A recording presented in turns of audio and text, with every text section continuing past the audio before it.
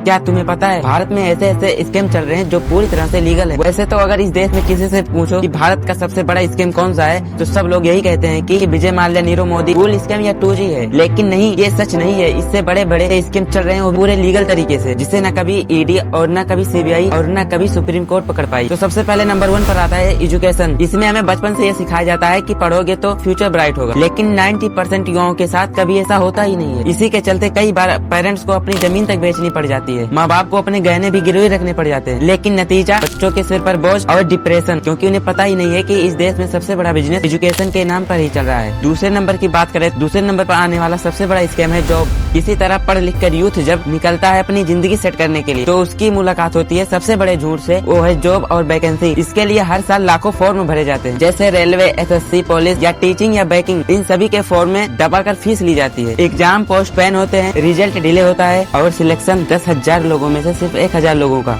और तीसरे legal scam की बात करें तो वो है लोन। जब जॉब नहीं मिलती तो सिस्टम लोन लेने का रास्ता दिखाती है, जैसे education loan, startup loan, personal loan, skill loan या स्टार्टअप लोन। बैंक बोलता है कि पढ़ो या स्टार्टअप या बिजनेस करो और आगे बढ़ो, लेकिन कोई भी बैंक ये नहीं बोलता कि अगर फेल हुए तो सारी जिम्मेदारी हमारी होगी। क्यों? क्योंकि बैंक को उसका पैसा चाहिए और इंटरेस्ट चाहिए। जॉब रहे या न रहे, स्टार्टअप रहे या न रहे, बिजनेस फेल हो जाए तो होने दो, बस पूरी जिंदगी EMI चलती रहनी चाहिए। लोन लीगल है पर कई बार जिंदगी गिरवी रखनी पड़ जाती है। याद रखना कि कमी तुम में नहीं बल्कि सिस्टम में है। झूठ कहते हैं सबकी सिस्टम सबके लिए बराबर है। सच तो यह है कि ये सारा सिस्टम अमीरों के लिए शॉर्टकट, गरीबों के लिए स्ट्रगल और मिडिल क्लास वालों के लिए लाइफ टाइम EMI है। ये सारे स्कैम नहीं तो और इन्हें क्या कहा जा सकता है। आज के लिए बस इतना ही, मिलते हैं नेक्स्ट वीडियो में, तब तक के लिए।